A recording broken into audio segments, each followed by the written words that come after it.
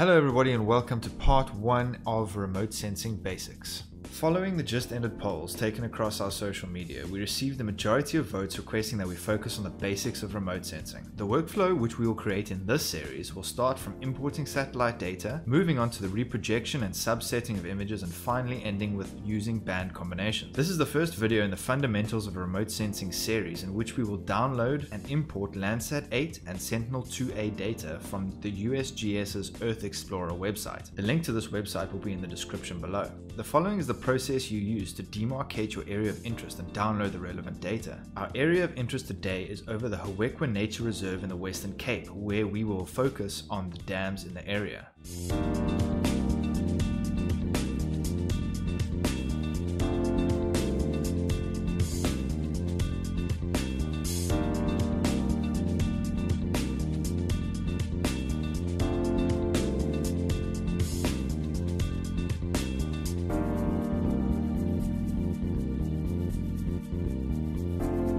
Due to the fact that I've already downloaded the images, I will cancel that download. We will now proceed to import the data into Imagine. Imagine supports the importation of various sensors. In this case, we are importing Landsat 8 imagery. On the first attempt to import the Landsat 8 imagery, Landsat produces an error stating that the given file is not in the USGS format. This is because the USGS altered the naming format of their .tar.jz zipped compressed files, using the product ID instead of the scene ID for the file name. This causes a problem with the Landsat 8 data from the USGS importer, which expects the file name to use the scene ID instead. The solution is to change the name of the .tar.jz file to match the scene ID. Open the scene's metadata file and have a look for the Landsat scene ID number and use this as the file name. You can extract the scene ID from either the USGS's website or from the MTL within the compressed files. As a side note, another option is to manually extract the TIFF files from the .tar.gz file using a program like WinRAR or WinZip. Next, you would display the individual TIFF files as a virtual stack in a 2D view, or use the layer stack tool to combine the TIFF files for each band into a multi-layer image. But this won't be covered in this video. If you'd like to see how this is done, leave a comment below and we can produce a short clip with instructions on how to do this.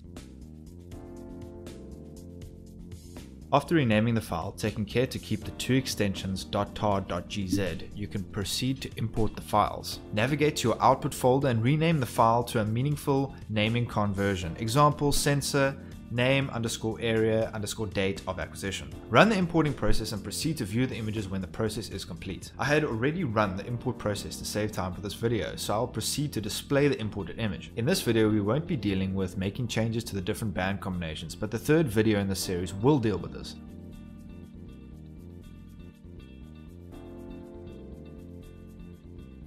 Now we will proceed to download and import Sentinel 2A images from the USGS website. We will search for an image covering our area of interest as defined when we downloaded the Landsat 8 imagery. What we want to look for is an image as close to the dates of the Landsat 8 image file we downloaded earlier. We can review the extent of the area covered by this image as well as the metadata about this image.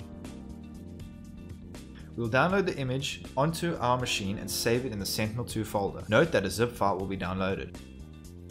Unzip the folder to view its contents, and note that the folder contains a .safe file extension. Sentinel data products are distributed using a Sentinel-specific variation of the standard archive format for Europe. The SAFE format has been designed to act as a standard format for archiving and conveying data within the ESA Earth Observation Archiving Facility. Now we can proceed to import the file into Imagine. From the sensor type, we will select Sentinel 2, Direct Read, and navigate to the folder we unzipped earlier. Select the .safe file from the folder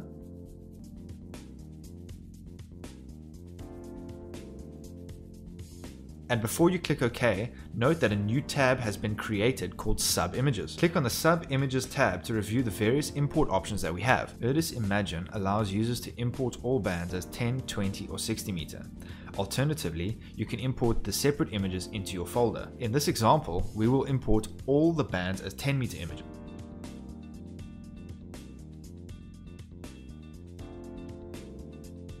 When the process has completed, the importing window will proceed to display the Landsat 8 and the Sentinel 2A images into separate viewers. Link the two viewers and equalize the scale to better compare the two images. So what we have learned so far is how to import Sentinel 2A and Landsat 8 images into Imagine, both downloaded from the USGS's Earth Explorer website. In the next video, we will proceed with the processing of these two images in Imagine. If you like this video, hit that like button and maybe subscribe to see the next video in this series all about remote sensing basics.